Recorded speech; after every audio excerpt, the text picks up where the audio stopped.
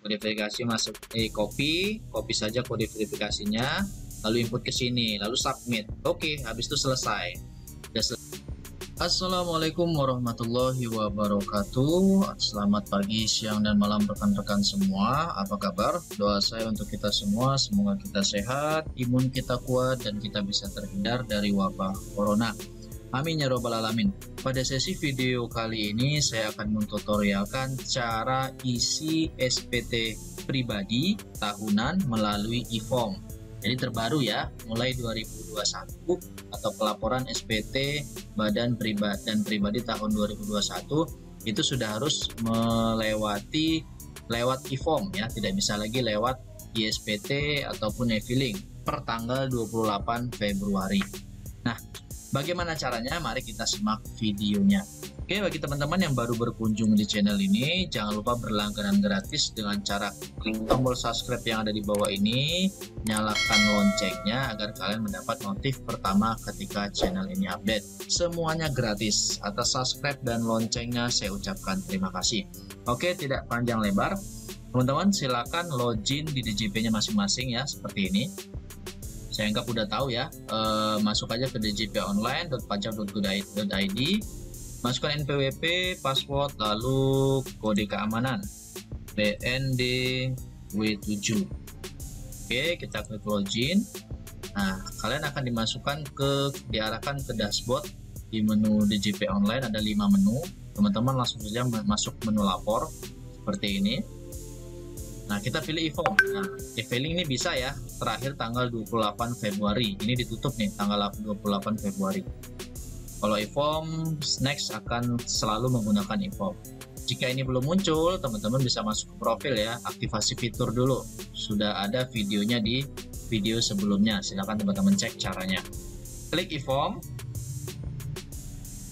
Teman-teman akan diarahkan ke menu e-form, yaitu ada 3 menu ya. Seperti ini ada arsip SPT, ini adalah history, pelaporan tahun-tahun sebelumnya, buat SPT, dan unduh Adobe PDF Reader. Nah, teman-teman yang belum memiliki PDF, silakan unduh di sini. Ataupun yang sudah mendownload, itu juga harus update. Karena saya juga sebelumnya itu nggak bisa ngebuka e-form PDF-nya, karena Adobe Reader-nya belum terupdate. Jadi yang terupdate itu adalah versi 15 ya, versi 15 itu terupdate. Silakan aja teman-teman masuk sini. Juga ada di video sebelumnya saya terangkan cara mendownload atau menginstal Adobe Acrobat yang terupdate. Setelah teman-teman memiliki Adobe Reader, nah baru teman-teman bisa masuk ke tahap selanjutnya, yaitu buat SPT. Nah, di sini kita langsung saja mulai ya. Ini udah termasuk mulai sudah. Apakah Anda menjalankan usaha atau pekerjaan bebas? Jawab saja tidak. Ini untuk karyawan ya. Kalau untuk pengusaha ya mungkin klik ya. Ini pengusaha. Tapi kalau karyawan ya klik tidak. Apakah Anda seorang suami istri yang menjalankan kewajiban perpajakan terpisah? Nah, case kali ini saya buat tidak ya. Kita nggak menjalankan kewajiban perpajakan terpisah. Apakah penghasilan bruto yang Anda peroleh selama setahun kurang dari 60 juta rupiah? Tidak, karena yang saya mau buat trial itu penghasilannya lebih dari 60 juta atau di atas 60 juta. Perbedaannya di mana? Ketika 60 juta ke atas, itu formulirnya adalah 1770S. Tapi kalau di bawah 60 juta, penghasilan setahun, itu formulirnya adalah 1770SS. Itu aja untuk membedakannya. Oke, teman-teman bisa langsung klik e-form SPT tahunan ini. Langsung akan diarahkan ke data formulir 1770S seperti ini ya. Ini sebelumnya sudah saya lapor. Ini hanya saya trial atau saya contohkan untuk teman-teman agar bisa melapor. Teman-teman bisa pilih tahun pajaknya ya, 2021. Pastinya nih, dia langsung ngarah ke pembetulan ya, karena saya sudah lapor di normal 2021. Tapi kalau belum melapor di normal, ini kita akan otomatis checklistnya ke normal. Ini ke pembetulan karena sudah lapor yang normal ya, abaikan ya. Jadi teman-teman bisa langsung ini abaikan. Nah, ini adalah menu CSV. Jadi teman-teman yang mau sistem impor bisa lewat sini. Mungkin daftar hartanya banyak, mobil, rumah, semuanya banyak. Mungkin daftar hartanya ketika diinput satu-satu itu memakan waktu dan lama. Teman-teman bisa lewat CSV di sini. Jadi saya tunjukkan caranya ya, cara impornya, daftar harta dan susunan keluarga dan lain sebagainya bisa diinput melalui CSV. Nah, sekarang kita masuknya langsung ya. Nih, kirim permintaan. Nanti ketika teman-teman klik kirim permintaan, nanti otomatis akan mendownload formnya seperti ini. Ini udah ke-download ya, karena sudah saya lapor. Jadi ini nggak saya klik ya. Kalau saya klik berarti saya pembetulan. Ya, ini hasilnya seperti ini. Klik aja permintaan, teman-teman klik kirim permintaan, formnya akan otomatis terdownload. Nah, ini teman-teman close aja ya. Nanti di close saja DJP-nya, karena mungkin pengisiannya karena teman-teman masih baru, mungkin ada memakan waktu cukup lumayan, jadi bisa itu di logout aja, bisa, nggak masalah, karena ini pengisinya bisa offline. Nah, ini tampilan seperti ini ya, formnya, form PDF-nya, teman-teman bisa buka.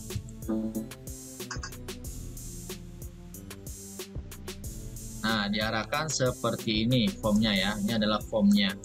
Oke, klik kembali dulu, kita mulai. Dia hanya ada 3 lembar, 1 induk, 2 lampiran. Nah, ini kita masuk ke pertama, ke lampiran 2 dulu ya.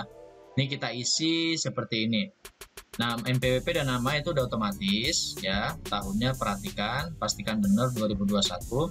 Bagian A itu penghasilan yang dikenakan PPh final atau bersifat final. Di sini kebetulan yang saya trial itu tidak ada penghasilan yang dikenakan final. Tapi bagi teman-teman yang ada, silakan diisi ya. Jangan dimanipulasi atau ahli manipulasi data, AMD ya, gelar. Itu jangan. Ketika teman-teman dapat bunga, dapat obligasi, dapat bursa efek, hadiah undian, silakan input, masukkan ya. Silakan masukkan dividen dan lain sebagainya. Input sesuai faktanya ya. Lalu masuk ke bagian B, harta pada akhir tahun. Nah, ini bisa impor data ketika teman-teman hartanya banyak. Ini kebetulan ekspatriat atau orang asing, jadi hartanya di Indonesia nggak banyak, hanya tabungan. Kalau teman-teman yang Indo atau lokal, ya saya yakin banyak ya, ada rumah, motor, mobil, truk, mungkin punya tanah segala macam. Silakan input di sini semua. Bisa lewat impor data ya, agar tidak memakan waktu yang lama dan efisien. Lalu masuk ke bagian C. Kewajiban ini nanti teman-teman silakan, kalau input manual bisa pilih kayak kode harta, ini tabungan ya. Nah, ada menunya banyak. Kode hartanya apa? Deposito, giro atau saham dan segala macam lainnya ya. Bisa pilih di sini. Lalu bagian C itu kewajiban utang pada akhir tahun. Ketika teman-teman punya utang, silakan input. Klik aja tambah ini ya. Ini kan belum ada nih. Klik tambah, dia akan muncul merah, row merah seperti ini. Isi. Utangnya apa? Utang bank kah, kartu kredit, afiliasi atau utang lainnya. Silakan diisi kalau ada. Ini kebetulan saya tidak ada, jadi saya kosongin. Nah, ketika merah gini teman-teman harus ilangin ya, karena kalau logonya merah seperti ini atau row-nya merah seperti ini, teman-teman nggak bisa next. Ini selanjutnya nggak bisa, akan muncul notif harap melengkapi field. Jadi yang merah tadi kalau memang tidak ada, hapus saja ya, klik hapus. Nah, hapus saja. Lalu kita masuk ke step bagian D, daftar susunan anggota keluarga. Silakan input istrinya siapa, anaknya siapa namanya, nicknya segala macam. Ini kebetulan nicknya 000 karena orang asing ya. Tapi kalau orang lokal Indo ya pasti ada nicknya ya. Silakan input. Lalu pekerjaannya apa? Udah selesai ya. Udah selesai sampai bagian D. Lalu kita bisa next selanjutnya ke lampiran 1. Jadi ngisinya tuh memang lampiran paling akhir dulu, baru naik ke atas. Ini lampiran 1 perihal penghasilan neto dalam negeri lainnya ya, yang tidak termasuk penghasilan dikenakan PPh final. Seperti dapat bunga, dapat royalti, dapat sewa, penghargaan dan hadiah dan lain sebagainya. Ketika teman-teman ada ya silakan input ya, masukkan di sini. Kebetulan trial saya ini nggak ada, jadi nggak perlu diinput.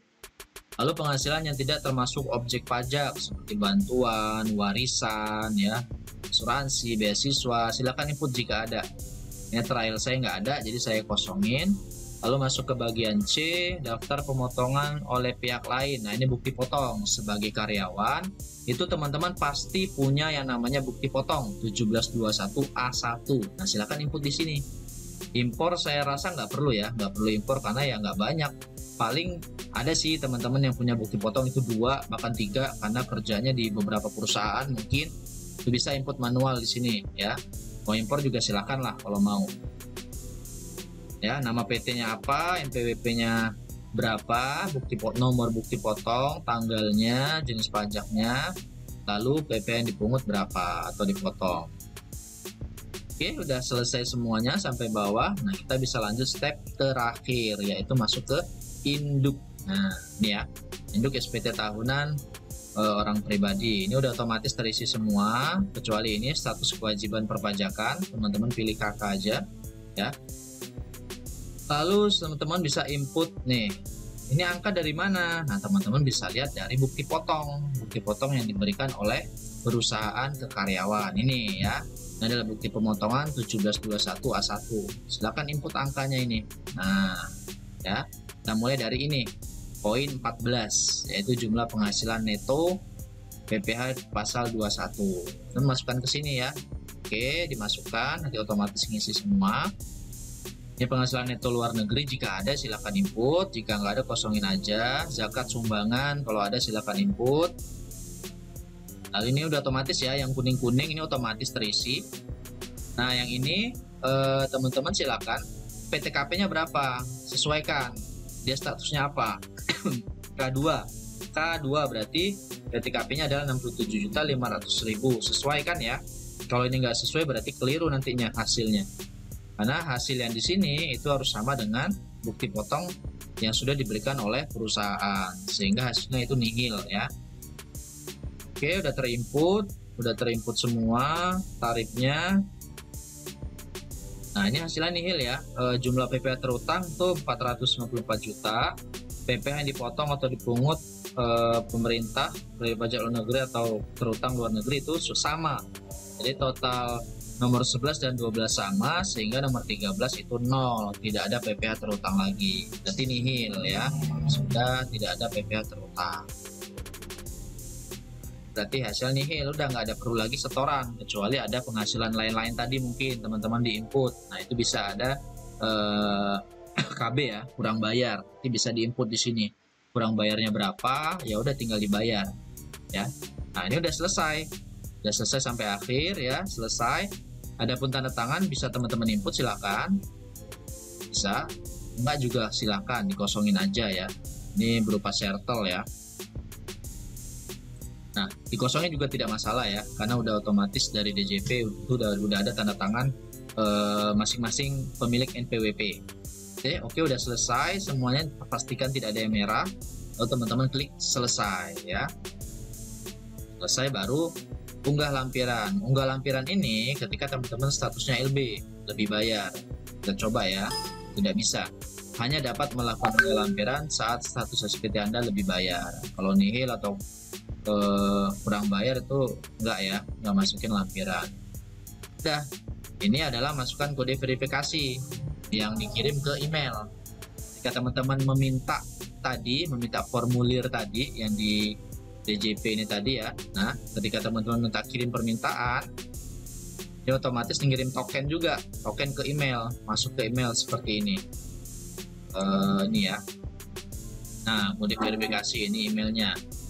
Kode verifikasi masuk copy saja kode verifikasinya, lalu input ke sini, lalu submit. Oke, habis itu selesai.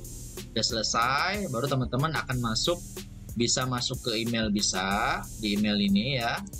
Ini ya, nih BPE, bukti penerimaan elektronik, bisa masuk ke email, atau teman-teman bisa lihat di DJP-nya langsung di sini di arsip SPT.